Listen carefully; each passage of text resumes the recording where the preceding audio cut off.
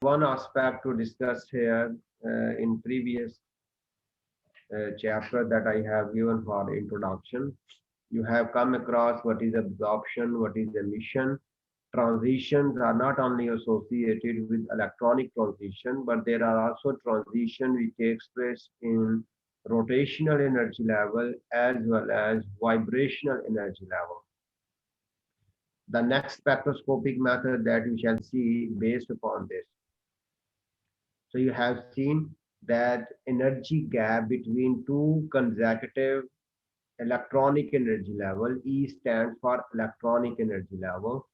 V stands for vibrational energy level. J stands for rotational energy level, and T stands for translational transitional energy levels, meaning depending upon the kinetic energy. If it is a solid, so there shall be T2, T3 shall not exist.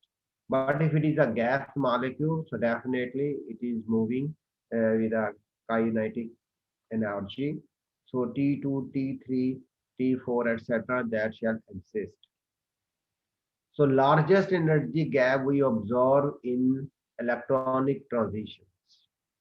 So there are in between two electronic energy levels. So there are many translational energy levels, and in between every translational energy level there are various vibrational energy levels, and in between vibrational energy level there are so many rotational energy levels. Now you can compare the energy gap between the rotational energy level is very minute if you are comparing this with electronic energy level. Or we can say that the energy gap between J2 is very small if we are comparing with vibration energy level.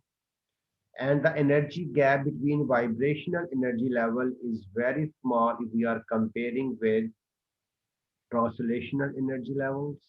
And this translation energy level energy gap is smaller if we are talking about electronic energy levels. And if you come to know the spin, what amount of energy is required to invert the spin of an unpaired electron or unpaired nucleon, so that even less energy than rotational energy level, which falls in radio frequency, very small energy. So it is in between these two. Now you can compare for inverting the spin of an electron unpaired or an unpaired nucleon is very minute even here. Very minute if you are comparing with electronic energy level. So I hope this shall be clear. But keeping in mind, there are two types of transitions. One transition is called allowed transition. Other is called forbidden transition. Allowed means which takes place. Forbidden, which is not allowed or which doesn't take place. What kind of transition is this? This is very important to understand. There are two kinds of transitions. One is allowed transition, other is forbidden transition. Allowed transitions are in allowed transition, we observe that whenever transition takes place, it takes place between two consecutive energy levels. Mean, let's say if I am talking about V2, so V2 shall not convert directly to V3, V4 or V5. Or let's say if this is T1, T1 shall not directly go to T3. It shall not absorb this amount of energy from T1 to T3. This is called forbidden transition. So transition allowed are plus minus 1. Mean, let's say if you are having this is V1, so it can go V2, next higher energy level, or from V2 it can go to V3. If you are interested to bring anything from V1 to V3 directly, this is not possible. This is against the selection rule. This is called selection rule. So selection rule for transition is that we must have only one kind of transition. which is having plus minus 1. Plus 1 mean if it is absorption, lower to higher.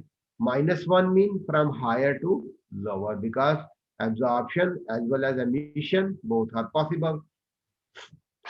So there is allowed transition is in which transition is taking place between two consecutive energy levels.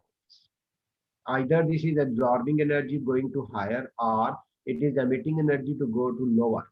But consecutive energy levels. This is called plus minus one selection rule. So either it is absorbing uh, an energy to go to next consecutive orbital, or it is emitting energy to go from higher energy level to next lowest consecutive energy level. This is what is called allowed transition that we normally observe. One is called forbidden transition. Forbidden is, we say any V2 is directly going to V4, or V3 is going to V4, or V4 is going to T3. This is not possible. So, or we can say T1 is going directly to T3, etc. So this is not going to happen. This is called forbidden. Forbidden means not allowed, not going to take place. But practically these things do take place. If anything, transiting from lower energy level to higher energy level, but not passing through the next consecutive. Let's say if it is going from V2 to V4 directly. This is what we call this transition is no doubt forbidden transition, but this is if we are having plus minus 1 transition, mean J plus minus 1, V plus minus 1, T plus minus 1, E plus minus 1. This is allowed. E plus 1 mean it is going from lower to higher, it is absorption. E minus 1 mean it is emitting going to one energy level lower than this. So this is something called transition. So J plus minus 1, B plus minus 1, T plus minus 1, E plus minus 1. This is called allowed transition. But if it is higher, let's say J plus minus 2, mean it is jumping from J1 to J3 directly. J1 to J3.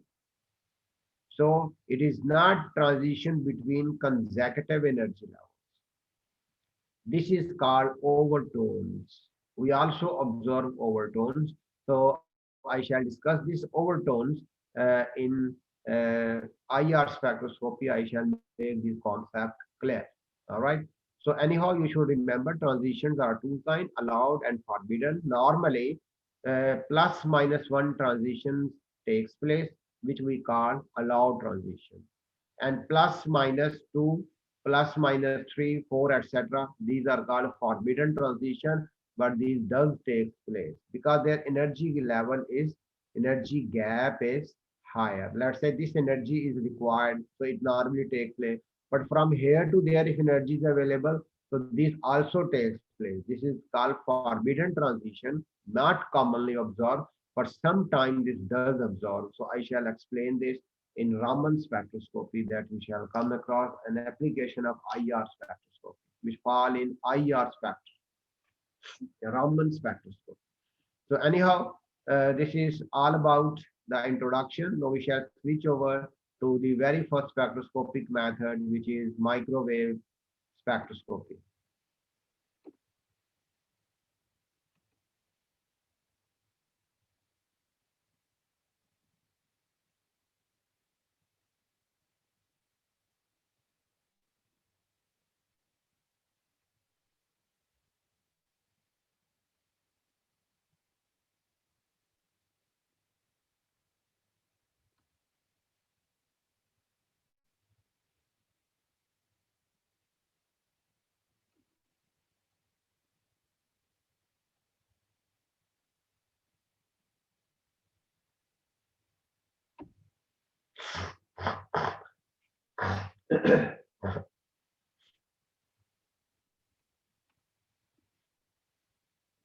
All right, so I shall share.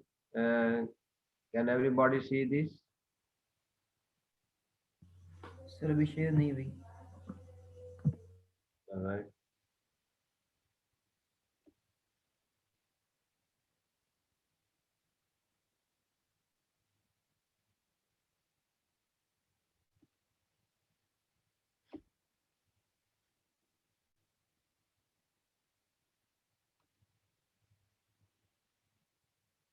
Can everybody see this Yes sir. slide? Yes, sir.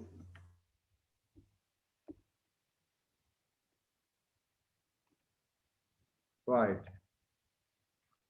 So microwave spectroscopy is the first, no doubt. If we go from the very beginning, it is radio frequency region, lowest in energy, but radio frequencies are capable to make transition or inversion in the spin of a spinning unpaired electron or a unpaired nucleon. So that is very minute energy required, but we are not going to discuss it here. We shall discuss that after midterm exam. So look at microwave spectroscopy first. Next region is microwave, if you remember, after radio frequency. And most of the application of radio frequency is in communication. Other application it has in medical sciences. I have exemplified MRI, magnetic resonance investigation or magnetic resonance imaging. And similarly, in chemistry, it has also application. NMR and ESR, there are two spectroscopic methods that we shall apply. So we are not going to discuss ESR, which is not in your syllabi, but we shall focus on NMR after midterm exam.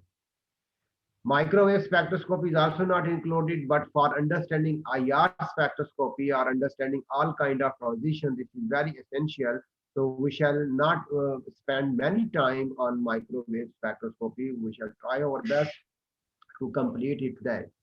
We shall start with the IR spectroscopy tomorrow, inshallah. So microwave spectroscopy, this is the range I have given just for your reminding that it is in frequency, this is 10 to raise power 9 to 10 to raise power 11 hertz. This is the range which is commonly called microwave spectroscopy, microwave spectrum, microwave region. Wavelength, it is 30 to 0.3 centimeter, 30 centimeter to 0.3 centimeter. If we convert that into wave number, so it is 3.33 to 333 per meter. This is what we can say is the range. So, but normally, if you remember, I have also presented that radio frequency region is always dealt with frequency units. So NMR and ESR and MRI, all of these are been understood or discussed with, in fact, what I have presented in frequency units. So NMR, MRI, both are same. Similarly, ESR, all communication systems over frequencies. So we use frequency units in hertz. But for microwave spectroscopy, for IR spectroscopy, and Raman spectroscopy also fall in IR region. So for microwave and IR region, in other words, microwave spectroscopy,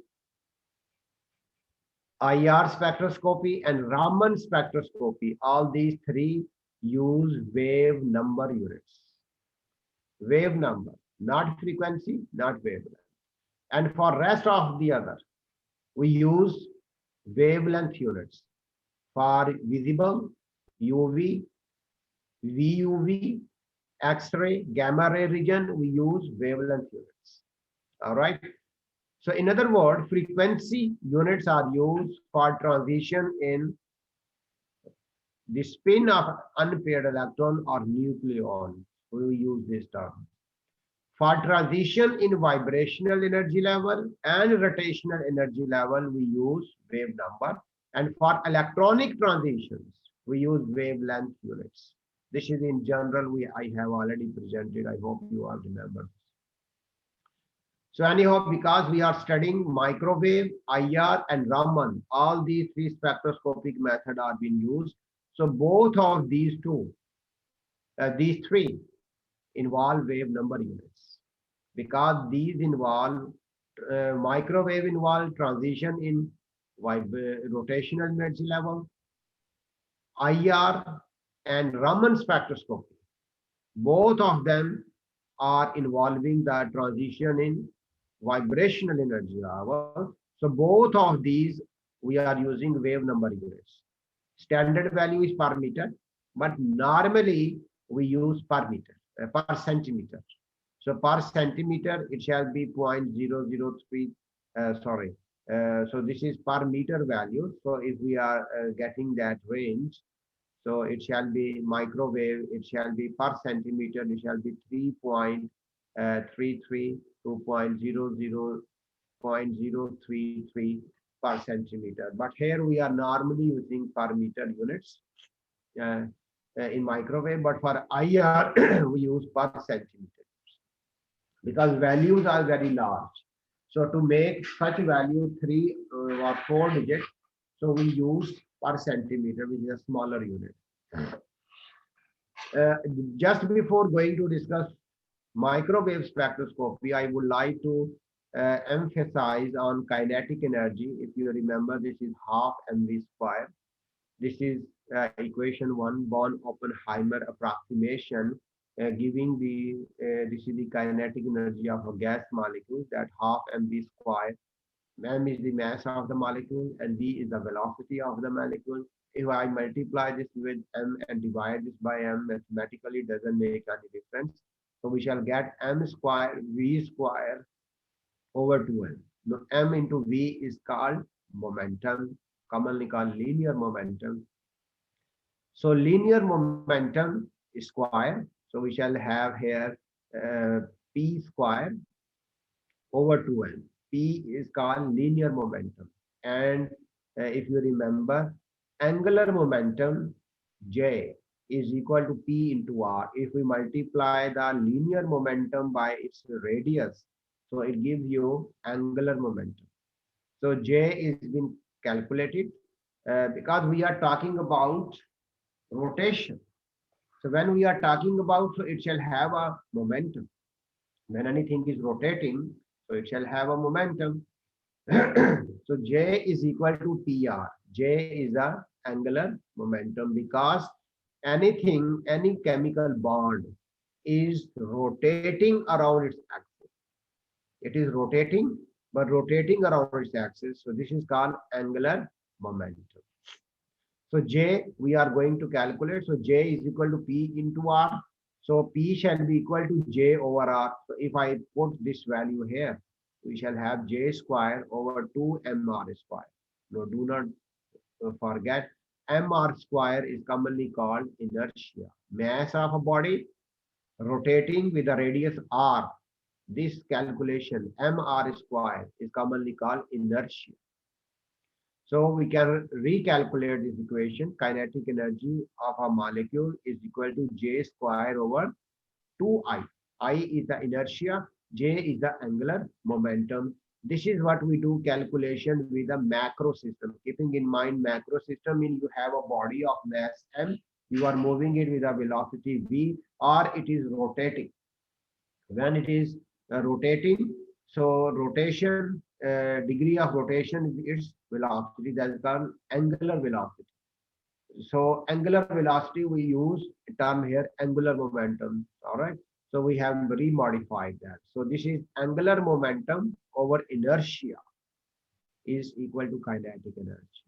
So this is what we have come to know. When we have a microsystem, it is rotating. But this is a system when we are having a big molecule. Sorry, I mean to say bigger systems that we call macro systems. You have a body of a few grams to kilograms to tons. we can calculate its kinetic energy. But when we are going to very smaller level like molecules, so that is not a macro system, that is called micro system. Mean that we cannot see with our naked eye. So that is a micro system. So for such, Schrodinger provided a solution. I already presented Schrodinger wave equation have 64 possible mathematical solutions. You have already come across four. Principal quantum number, azimuthal quantum number, magnetic quantum number, spin quantum number that you have already come across, that are solution of Schrodinger wave equation. Schrodinger wave equation also have a solution which helps us in understanding the microwave studies. So it gives us equation E, energy of a system which is rotating, mean a bond is rotating. So its energy is equal to J into J plus 1 H square over 8 pi square I. I is the inertia, 8 pi you are familiar, H is the Planck's constant, J is the, this is the in fact rotational energy level. All right. This is our equation coming from Schrodinger wave equation. Let's say if you remember, energy is equal to h nu according to Planck's equation. So I have replaced energy, left hand sides are equal, so right hand side should also be equal. So energy is replaced by h nu. Now what I have done, I have divided this equation by h. This h is cancelled out, this h square has been cancelled out, so we have end with this equation. This is frequency is equal to this. But do not forget, we need in wave number values. We need values in wave number. So frequency shall be, because if you remember, c upon wavelength, or if you remember,